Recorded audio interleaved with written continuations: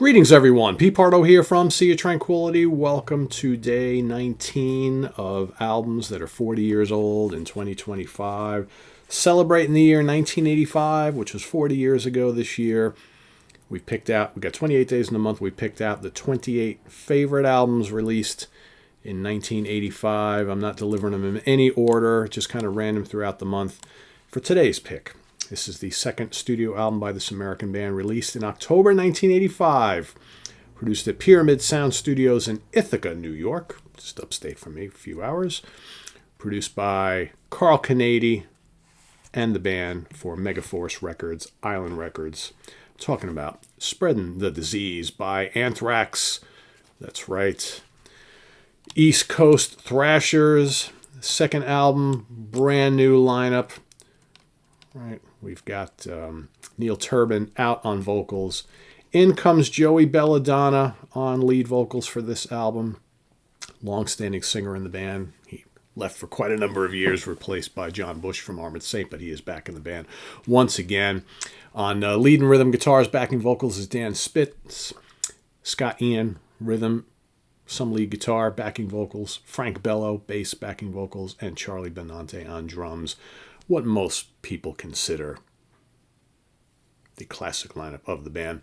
Of course, Alex Perialis also engineered the album, so you got the kind of 1-2 punch of Carl Canady and Alex working on this particular album with Norman Dunn, assistant engineer, and of course, executive producer John Zazula of Megaforce Records, right? So what do we have on this album, which, for my money, still the greatest Anthrax album. Starts off with AIR. Right off the bat, you notice that Joey Belladonna brings a much, much more melodic take to the vocals than Neil Turbin. I think it works very, very well on this album. AIR, kick-ass tune. I mean, so many memorable anthemic thrashed songs on this particular album.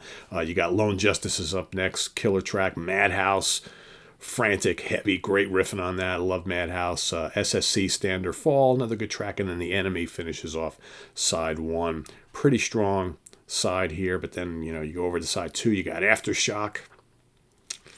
Terrific album. Armed and Dangerous, the title track, man, just rapid fire riffing on that one. Great lead guitars on this album as well. Medusa, great track, in fact written by John Zazula, the lyrics written by that one, pretty cool. And then Gung Ho finishes it all off. Again, you got a couple tracks here that are co-written with Neil Turbin that they had planned to use if he had stayed in the band, but they continued to flesh out those songs and deliver them, right? So really good album. Again, for me, it's either number one or number two album. The next album is really good as well. Among the Living, that usually Spreading the Disease and Among the Living fight for my favorite Anthrax album, and have for quite a long time. So let's take a look at the charts. We've got here in the States, this made it to number 113 on the U.S. Billboard charts. It didn't chart anywhere else. Anthrax not quite yet jumping into the big time. That would start with the next album going forward. And with the reissue in 2024, this album popped back on the Greek charts at number 66. Go figure. Right, which is, I have a reissue here. What year did this come out in? 2015 is my 2-disc set reissue here. So I'm not sure what they were reissuing in 2024. I don't remember hearing about anything.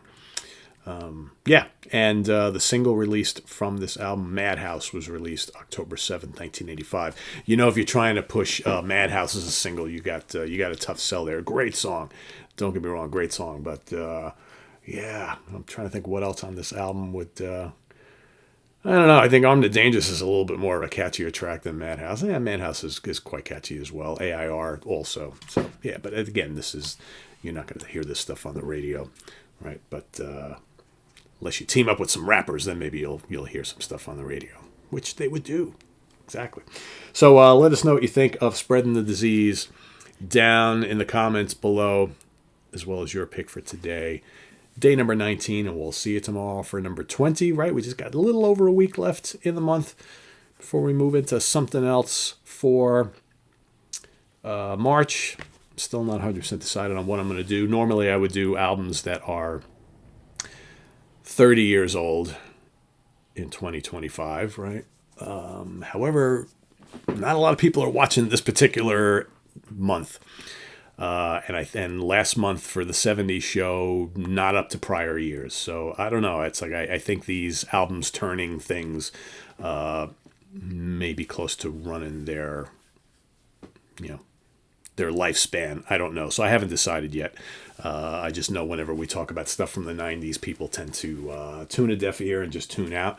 So I'm wondering if we just maybe discontinue doing this series, because I know there's a faithful group of people who do watch these every day, but they're not being watched like they once were. And I've noticed normally like 80s stuff usually does very, very well on the channel, especially, this is much more of a metal theme, right? I think because I'm a big metal guy, and 1985 was big for metal. But I've noticed compared to previous years that a lot less people are watching this morning show from 1985 compared to last year, 84 and 83 and 82 and, all the previous years. So I just don't know whether this theme is maybe kind of running dry at this point. People just are not as interested as you get further and further into the 80s and into the 90s and the 2000s. But, like I said, even the 70s show last month, 1975, was not drawing the views that we normally have done on the 70s shows. So, I don't know, just maybe this whole concept is, got to move on to something else. So we still haven't done favorite bass players and keyboard players, right? I think we talked about doing that. Continuing on from last fall, that was doing the guitar players and drummers and singers. So I may just move that up and start that in March and do like my 30 or 31 favorite bass players for March and see how that goes, and do keyboard players the next month. Technically we can go back to this theme. We can go back to 1995 and 2005 because we have all year to do it. But we'll see. So chew on that, folks. If you're still watching this video. If you think that this format, of looking at favorite albums from one year, is just it's not all that interesting anymore. That's cool. I'm totally fine because hey, I'm the one who has to get up and do these every single day, right? So it's like if you're no longer really all that interested in them, I'll move on to something else. So there's plenty of other topics I can do that'll span a month, right? So yeah.